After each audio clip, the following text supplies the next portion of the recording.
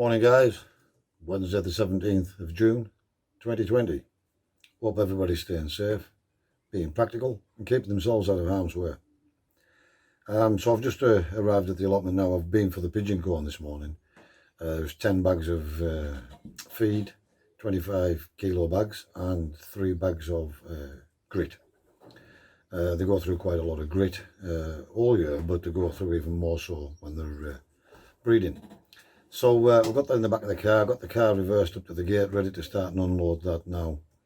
I'm just going to have this cup of coffee. Just been in the polytunnel, took off a few suckers on the tomato plants, general check around, and right away I noticed that the new cucumbers that have just started emerging, something's starting to eat those already, so I've taken them out of the polytunnel altogether.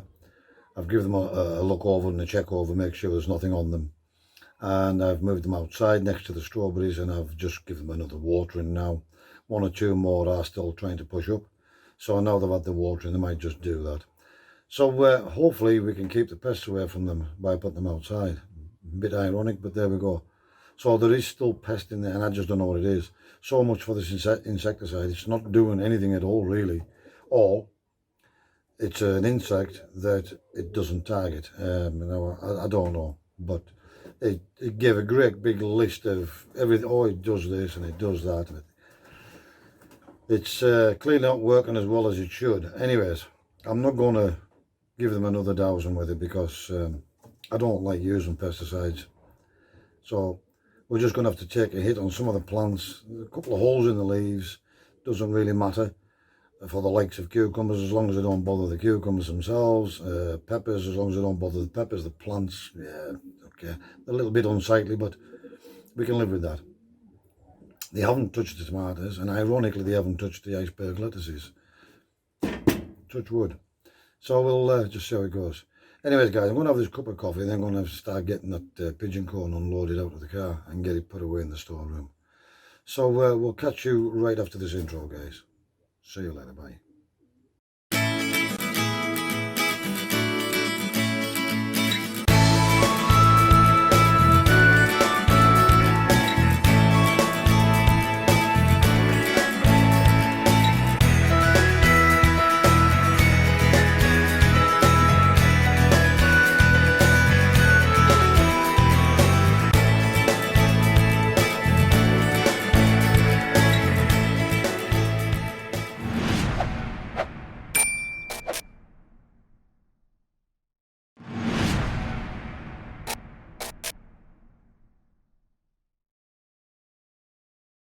Okay guys, I'm over in the garden. I was given some Chinese kale by the father-in-law. Now apparently it's a type that he says you grow for the stems rather than the actual foliage, but you can eat the foliage as well.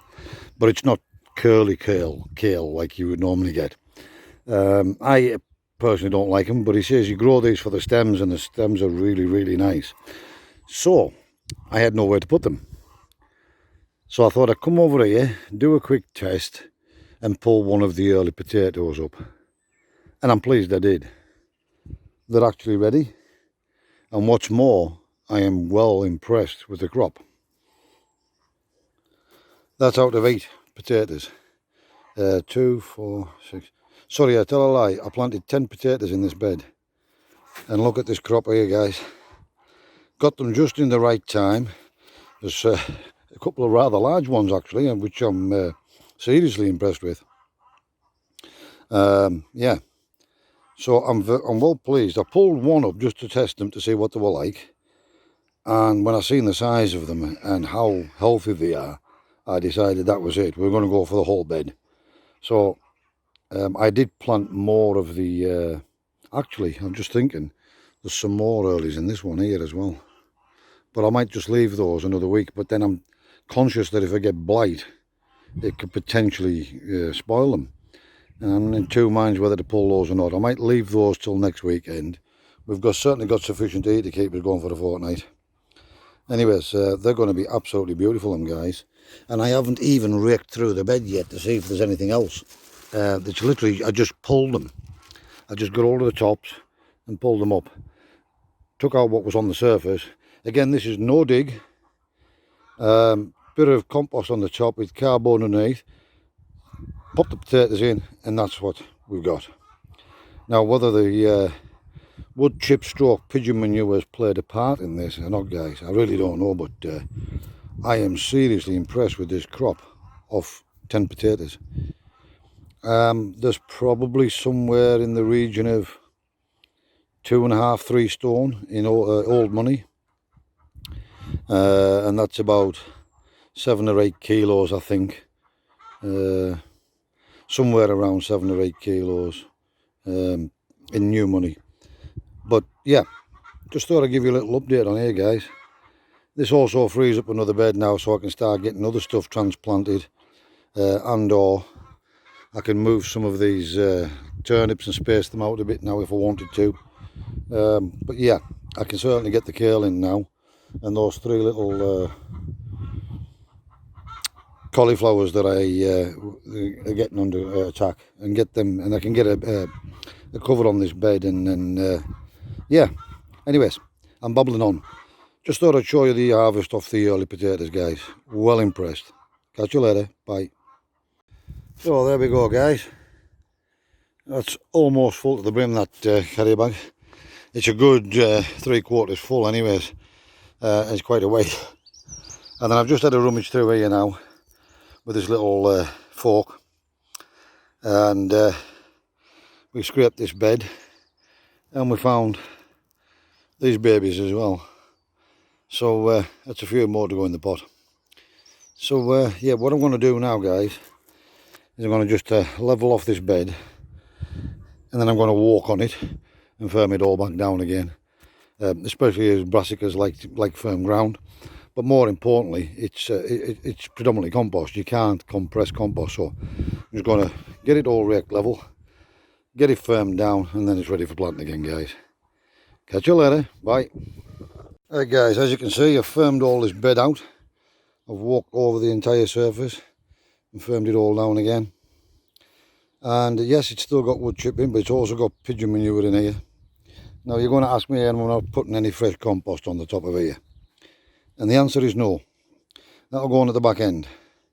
There'll be a lot of horse manure or cow manure and whatever you go on here, and then dressed down and cardboard on again for the winter. Again, this is an experiment, so we're going to see just how much produce we can get out of this bed without doing anything else to it other than what we already have. And these are the kale that the father-in-law gave me, and he grows them in root trainers, and as you can see, look at the structure on these already, guys. So I'm going to use the bulb planter so I can get down relatively deep and get a nice size hole in there and get them bedded in. Anyways, guys, I need to crack on because the sun's beaming down and we need to get them in. Catch you later, guys. Bye. Okay, guys, so that's the kale planted now and firmed in with my feet around the plants. I planted them really deep, right up to the leaves. So in total there was 3, 6, 9 of those, and I said to plant them in fairly close proximity because you're only growing them for the stems more than the leaves. I've also transplanted the 4 cauliflowers that I grew from seed, which have had a really hard start in life, and as you can see, they're not looking best. And when I went to get them to transplant them, the birds had dug one out. It was drying out on the surface. Need to go and get a watering can and get these watered in now, guys. Be back shortly. Oh, by the way, I decided we would have a little feed of onions as well, so I've just picked myself 5 nice little onions there as well, guys. Catch you later. Bye. Okay, guys, we're doing it all in one foul swoop. So we've got the kale planted out, as you can see. As I say, there's 9 of those. We've got them all watered in now. And then we've got the 4 cauliflowers. That's all there was. We've got them watered in. And then I forgot I had 4 of these plastic hoops already cut. They were just lying in the trailer up there. They were just lying inside there. So I decided to fix these hoops in place and get the netting over as well. Now I remembered what length I needed, which was 13 feet from doing that one yesterday. So I decided, right, while it's still fresh in my mind, we'll get it cut and we'll get it on. So that's them in and protected. So that's one bed harvested and replanted with 9, 10, 11, 12, 13 plants. And there's still plenty of room in the middle there to get some more stuff in there. I might put some more onions in yet. I know they won't bulb up before the end of the season. I'll get something like little spring type onions.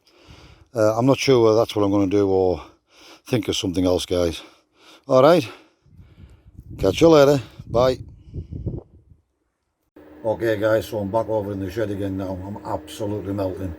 My daughter bought me one of these peak caps that you put on, and it has a flap that opens out over the back to protect your neck. And as you can see, I'm as brown as anything, and I'm trying to protect myself from the sun as much as I can. This heat is absolutely ridiculous.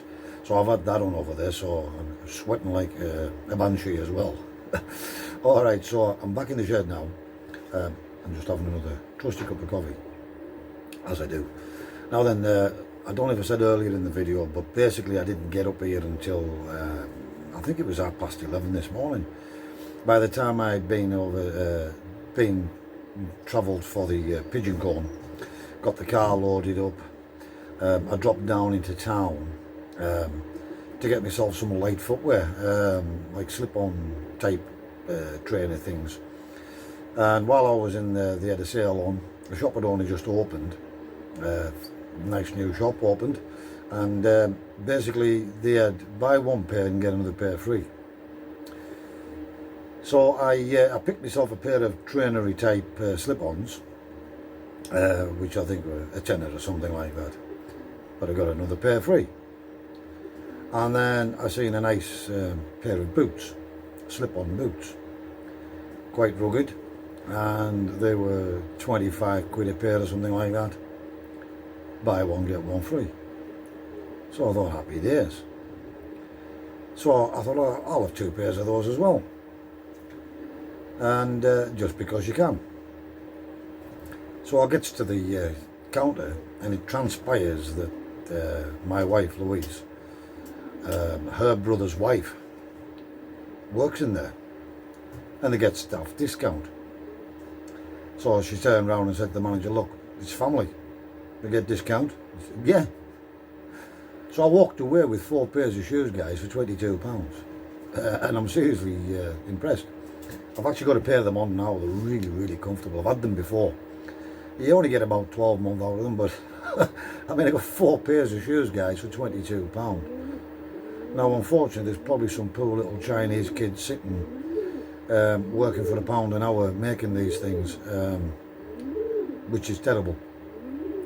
But you know, when they're there at that price, you can't not, and especially if it's buy one get one free. So we did. Anyways, moving on. So we got up with the pigeon corn after, and then I dropped down and got the shoes.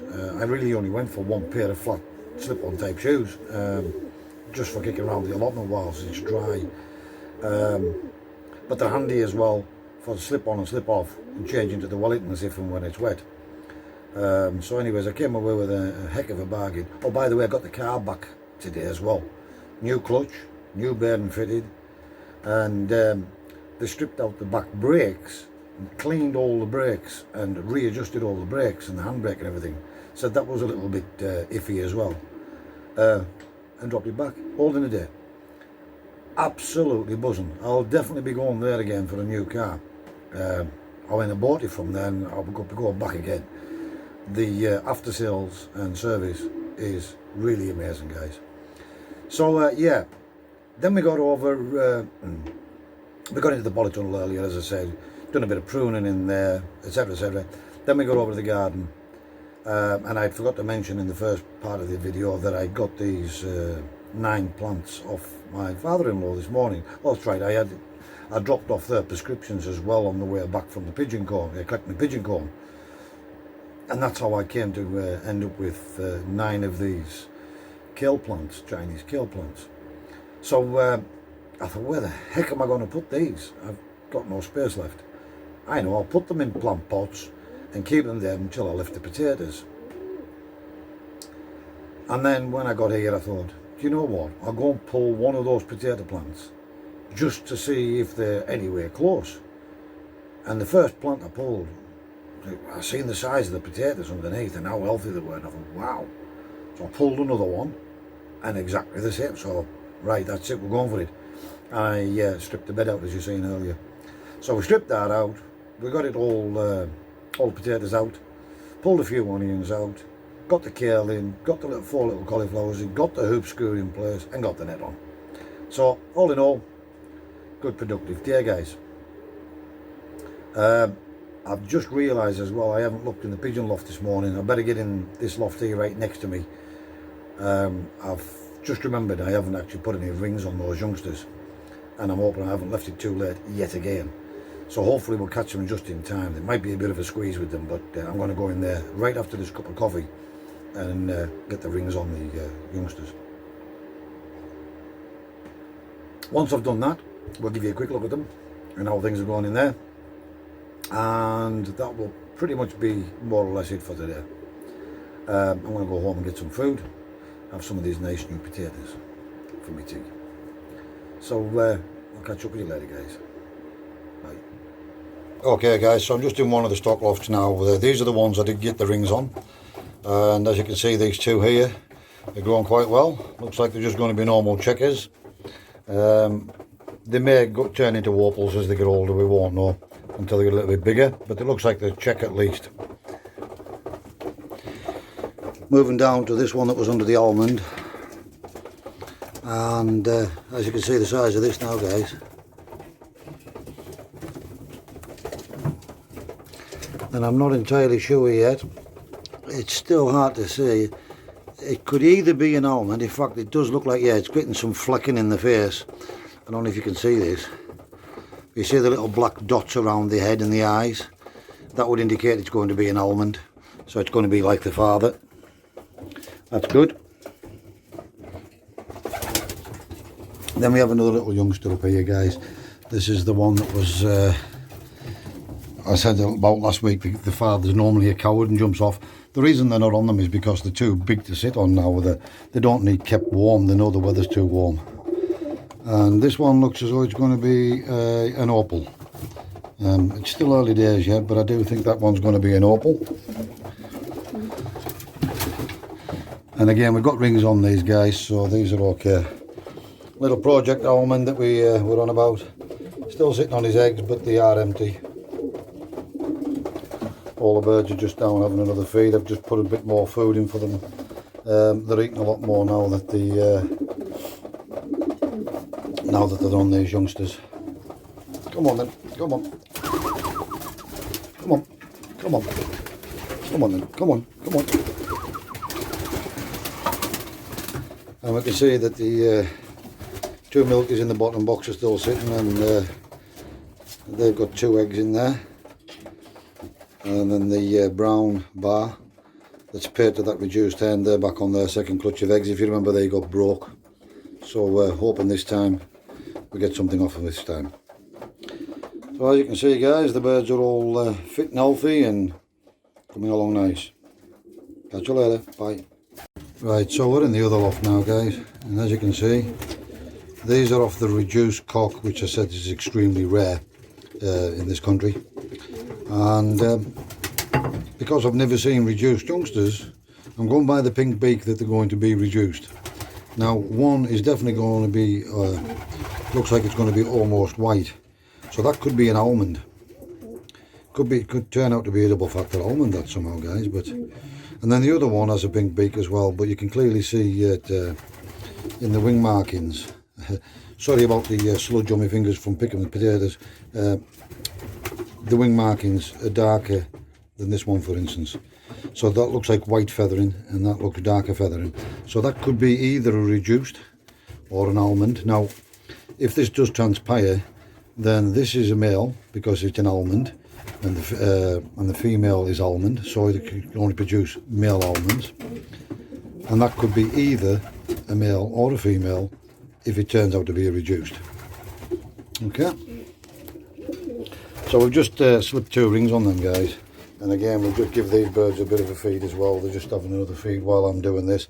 It gets them off the nest, lets me have a look at the youngsters, and keeps them occupied. So there's two more here, guys. These are off a Qualmond and an Opal.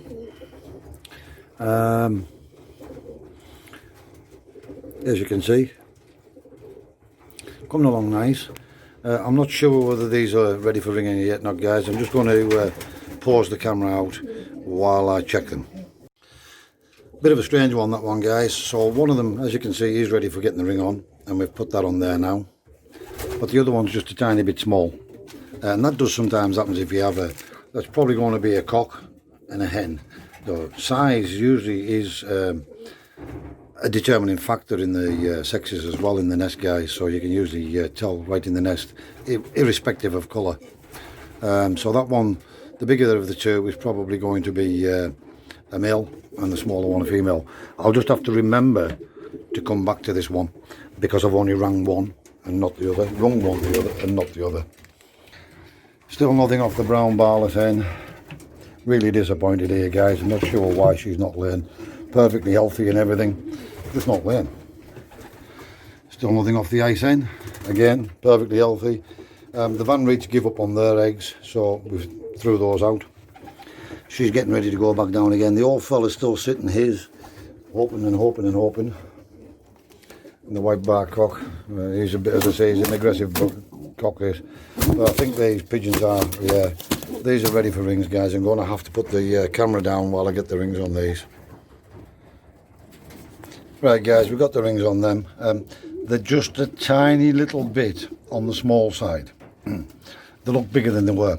But we've put the rings on anyways. But what we will have to do tomorrow or the day after, at the very latest, is come round these nests again and double check each of these nests to make sure that the rings haven't slipped off. They sometimes do, the rings slip off.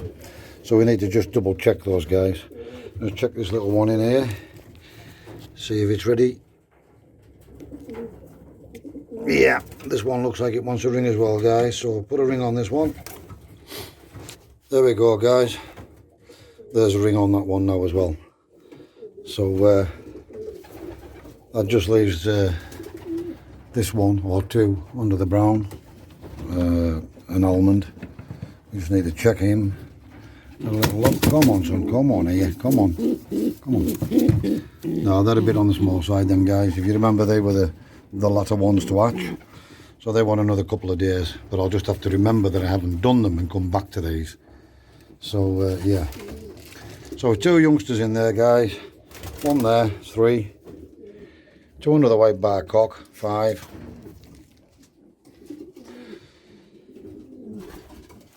Two off the Qualmond and the Opal hen, 7. And 2 off the reduced cock, which I'm delighted about, and the almond hen. And if my theory is right, then when we get almonds out, they should all be cocks, and hopefully we're going to get reduced, which can be either male or female. But yeah, I'm not sure if the reduced is sex linked or not, but never mind, guys. That's the theory, and hopefully it looks like that's what's going to be. But you'll see the progress as we go along. See you later, guys. Bye. As you can see, guys, we've just put a load more grit and minerals in here for the pigeons. They have all been fed, and they've had another feed whilst I was in there doing the youngsters with rings. And what we've done is we just put a load of grit, which is tiny stones, and minerals into the troughs now.